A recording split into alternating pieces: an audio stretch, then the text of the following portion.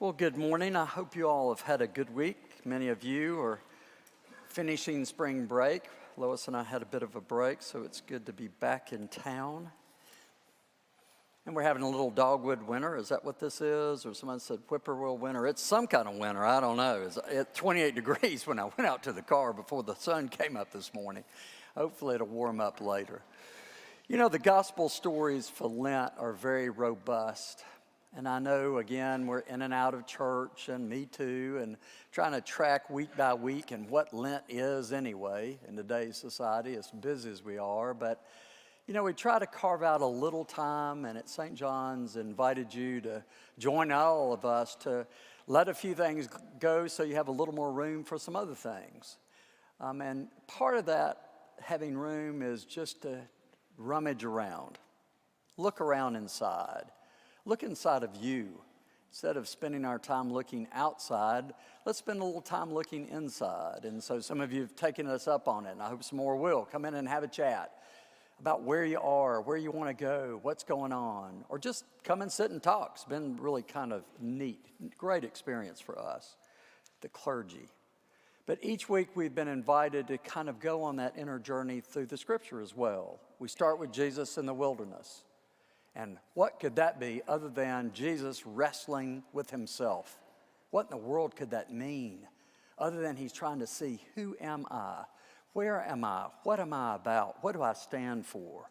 What are my values? And then the next week in Lent is Nicodemus, who comes in the dark.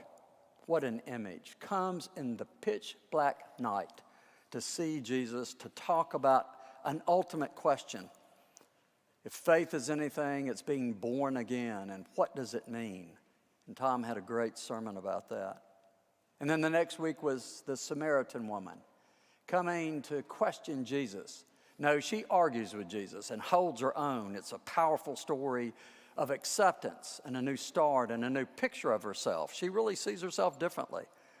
See, these stories give us real substance, something substantive to take in. Something to work on as we work our way through Lent. And today is no exception.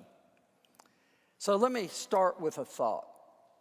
When you look downtown, what do you see? I don't know what you see, but I see construction everywhere, trucks everywhere, closed streets closed everywhere, and something changing constantly around us right here in our neighborhood. It's been going on, and it's accelerated recently. But you know, that's not a new thing. So you don't have to raise your hand because it will date you, but how many of you remember when Church Street, which is a street behind us, was one way? Yeah, Jeff Johnson does. It's your fault they made it two ways. Anyway, it was one way, and it went that way toward Gay Street. One-way street. And then they came years ago, and we watched them. The good thing is they paved Church Street. It hadn't been paved forever, fixed the sidewalks a little bit. Paved the street, striped it up the middle so there was a right lane. There's a lane going different directions on each side. And let me tell you what else they did. One more thing. They put up signs that said, look both ways before you cross the street. And so about 3 days into that, I tootled down to Tomato Head to get my salad.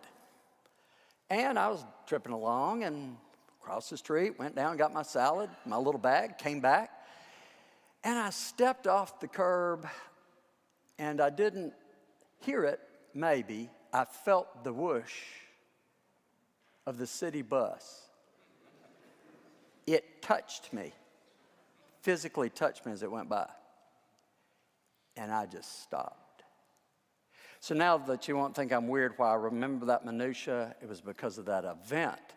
I remember they repaved the street, and I remember every day to look both ways when I crossed Church Street. I am not joking. I still don't know why. I was just lucky the mirror went over my head. I'm not making that up. But isn't that interesting? Until we have an event often, we're not challenged to think or see what's kind of up here. Now, we can talk, I was distracted, I was this or that. Okay. The truth it was in my brain is this. Church Street is one way. That's how it is. That's what I was thinking, period. I didn't have to think any other way till they made it two ways. Now I think about it a lot. You see, that's what this story is today in this gospel. It really is a story of healing, yes, but it's one of those events that can shake us up, get us to re-examine kind of what is in that mental framework that we carry around. What is in that belief system that we carry around? So what happens? Jesus heals a man, catch this, born blind. You understand what they're saying? He has never seen anything in life. Sit still for just a second with that. He has never seen his parents. Never seen a tree. He's never seen his pets. He's never seen anything. And the way he survives is what does the story tell us? He's a beggar. That's all that's left. And barely making it. And probably eating out of the trash. Don't make it pretty. It's not intended to be pretty.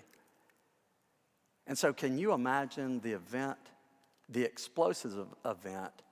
And if you're as old as I am, you know this story from childhood because it is one of those seminal stories they teach that we are taught about Jesus. He healed a man born when he is blind from birth. Can you imagine the event? I mean, seriously, sit with it for a second. Now look at the other part of the story that's probably the main part. Look at the Pharisees. They are like the Keystone Cops. If you're old as me, you remember them. They're just running around. So he's healed. They don't even pay attention that this man has just gotten his sight. And by the way, can you imagine how voluminous the images, how confusing, how overpowering, how overwhelming, how awestruck, how frightening his experience was? To all of a sudden see what he had never seen. They don't even catch it. They ignore it. It's like it didn't happen. They immediately ask him, were you really blind? No, he wasn't really blind. He was just out begging for the fun of it. He's trying to get, he just didn't want to get real work. So that doesn't suffice. You know what they do next? They go find his parents. The man's 30 years old. They're going to go find his parents to make sure he's really been born. He was born blind. That doesn't suffice, so they go to the neighbors. That doesn't work, so they go back to the man. And the man says, I'm telling you, this guy, by the way, I've not seen. I heard him spit on the ground. He rubbed mud in my eyes and went and washed, and I could see. I don't know what to tell you. So then they go find Jesus. And by the way, the 15 verses go on for another 16 verses that we didn't read of them jostling and arguing with Jesus. Do you get the point? If you don't, I'll stop. Seriously, do you get the point? They don't get the point. They literally don't get it. There is a man who can see. He was blind. This is not a joke. It's a miracle. It is a healing, powerful thing that's happened. And all they know is what's up here. This mental construct doesn't allow it. You know, their question is, wait a minute. He can't be healed. That can't work. Because somebody sinned and nobody's rectified the sin. So he can't see. Or wait a minute, this Jesus couldn't have done that. He's some itinerant, scrub, local, rabbi. He's not even a real rabbi. He couldn't have done it. God doesn't give anybody like that power. Maybe the man wasn't really blind. Maybe he's pulling it on us. You see, all of that is in here. It's not on the page, but get with me. It is in there. It is on the page, right in front of you and right in front of me. You see, Jesus is talking to the Pharisees, but I tell you who else he's talking to. You and me this morning, right in the middle of Lent. And boy, it strikes me. It's why I walked off the curb and almost got hit by the bus. The stuff we carry around in our brains matters. And if you want to act like it doesn't, you go ahead. I'm not going to do that. I've learned that lesson over again. But I will do it periodically, and so will you. You see, Jesus is saying to the Pharisees, you're not bad guys. By the way, they were Southern Protestant Episcopalians. They went to church and paid their taxes and had good jobs. Not a joke, guys. The Pharisees are not bad people. That's not the point. The point is they act like how humans act, like you and I act. This mental framework, this construct, this belief system of all that stuff we have, memories, ideas, feelings, thoughts, stuff we've learned. It's empirical, it's relational, and yes, indeed, it is spiritual.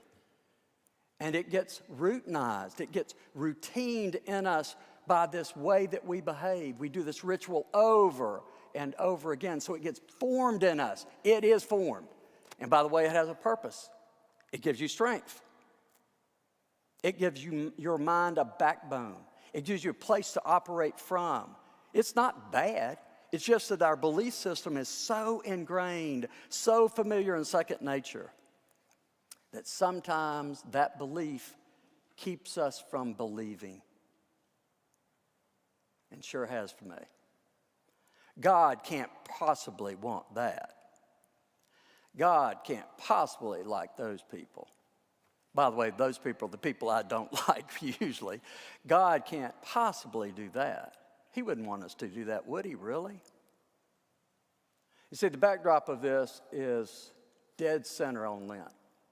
It's asking us to step back every once in a while and let the events, not of my life, the events of your life speak to you, about you. That's what Lent's all about. And you know, that belief stuff does get very personal, doesn't it? Don't miss it. We have lots of beliefs about that guy up there. But we also have a lot of beliefs about that guy right here.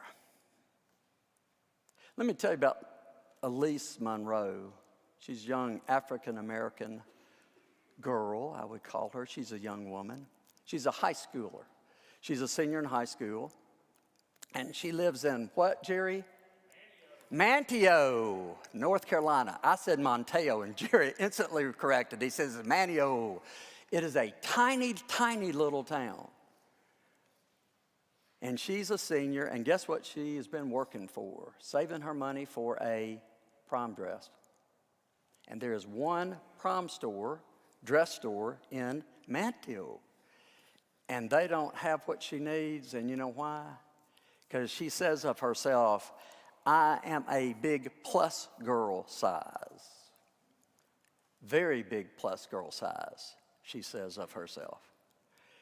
And they don't carry things like that for me. So what's she gonna do? Because she wants to go to the prom. And she wants a gown. She seems stuck, but her mother says, no, she has seen something on Facebook about a store in Charlotte, North Carolina. Have any of you seen this? If you haven't, well, after I finish this, you go home and look this up. This is going to strike a chord in your heart because it's hit the national television last week. It's such a powerful, great story. So her mama puts her in the car and drives 6 hours to Charlotte.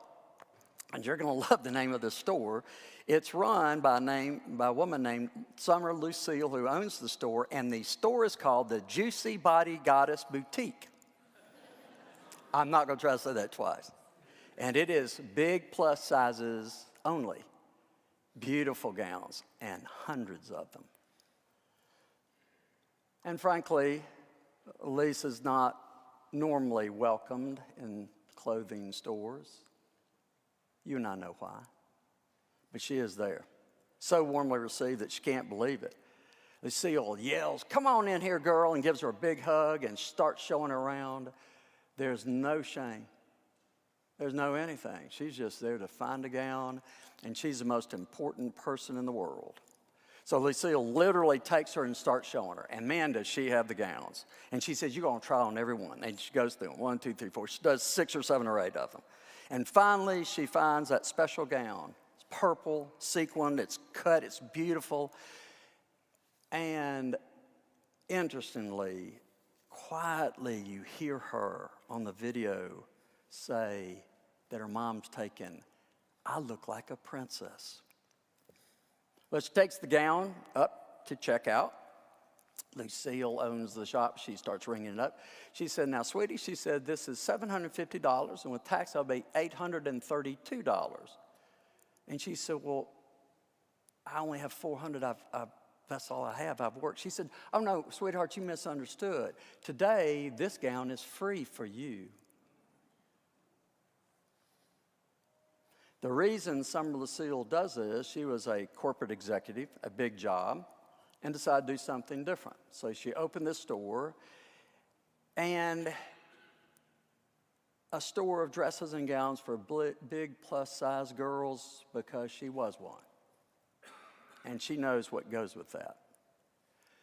And she said, "I opened a store and found my purpose in life." She says, "I spend every day encouraging young women to tell themselves that they value themselves, that you are of value. To remind each girl who comes in here, you are beautiful, and you count, and you matter, and your future matters."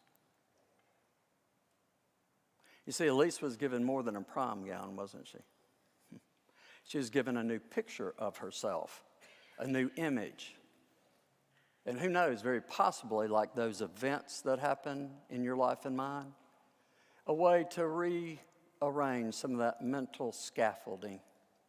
Maybe she will have a new life. I give Jerry credit, because after I preached this early, Jerry said, "You know, it's just like the blind man. He was given his sight. He could see everybody. He could even see Jesus. But John, he could see himself." Thank you, Jerry.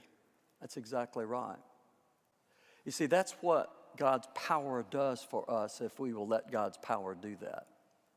See ourselves for who we are, perfectly okay, and move ahead with that. There's always some healing in that, but there's always new life in that as well, because we are God's children, you and I, just moving along. And every person has value. Every person has worth. Every person has purpose. Every person, God says, matters. Amen.